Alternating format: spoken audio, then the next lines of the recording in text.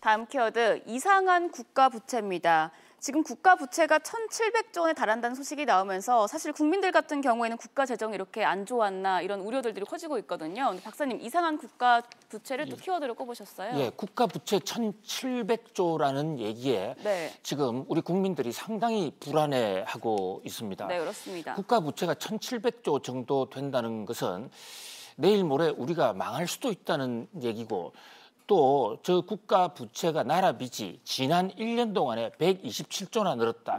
이런 빠른 속도로 늘어나면 10년 내에 또다시 한번 외환위기, IMF 외환위기가 오는 것이 아니라 이런 불안감이 정폭이 되고 있어요. 또 일각에서는 많은 언론들이 알면서 그러는 건지 아니면 모르고서 무식의 소치인지 알면서 의도적으로 그러는 건지 모르지만 지금 1,700조의 불안감을 지금 많이 정폭시키는 언론 기사가 많이 나오고 있어요. 그러나 저 자세한 저 내막을 들여다보면 가짜 뉴스에 가깝다라고 결론을 내릴 수가 있어요.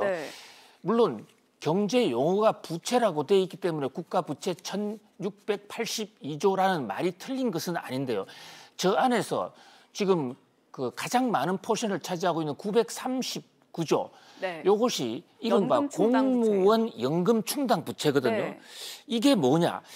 자, 이게 결론부터 말씀드리면 저건 부채가 아닙니다. 개정상으로 부채인 것처럼 보이는데요. 저것은 만약에 공무원들이 앞으로, 군인들이 앞으로 연금을 한 푼도 내지 않았을 것을 가정한 앞으로 미래의 정부가 물어줄 수도 있는 금액이거든요. 그것은 단순히 미확정 채무가 아니라 현재의 공무원들이 연금을 안 내는 것도 아니고 연금료를 내고 있지 않습니까?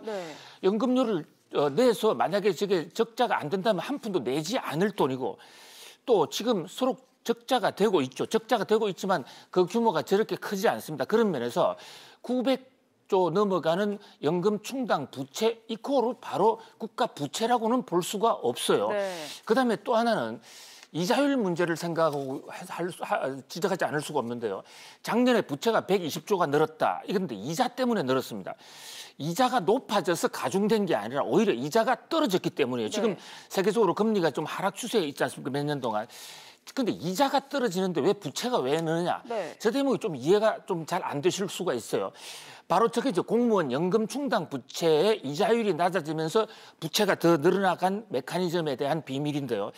자, 지금 연금 충당 부채를 900조로 잡았습니다. 그러면 지금 이게 당장 나가는 게 아니라 충당금이거든요. 충당금이면 이자까지 감안해서 500조 정도를 잡아놓으면 중간에 이자가 늘 테니까 나중에 되면 900조가 돼요. 그래서 939조 이게 부처가 맞춰졌는데 이자가 떨어지게 되면 앞으로 우리가 30년 정도 지금 충당하는 충당금이 이자로 인해서 늘어날 수 있는 돈의 금액이 줄어드는 겁니다.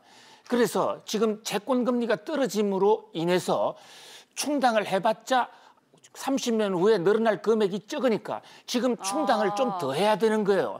이런 계산상의 이른바 이것이 채권의 수익률과 가격의 역함수 관계에서 오는 수학적 구조적인 문제로 늘어난 것처럼 보여요.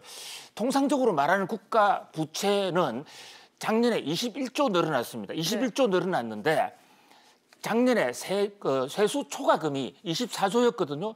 세계 잉여금이 11조였지 않습니까? 그런 각도에서 본다면 작년에 우리나라 국가 채무는 거의 늘어나지 않았다. 이것이 사실에 가까운 얘기라고 볼 수 있어요. 적어도 국가 부채 1,700조 때문에 나라가 망한다. 이것은 가짜 뉴스를 부풀리는 것이다라고 하지 않을 수 없습니다. 물론 국가 채무를 줄이고자 하는 노력, 또 국가 채무가 늘어나는 것에 대한 경계를 갖는 것은 매우 바람직하고 또 그렇게 해야 됩니다. 또 실제로 지금 공무원 숫자가 늘어나고 있기 때문에 거기에 대해서 우려가 없지는 않죠.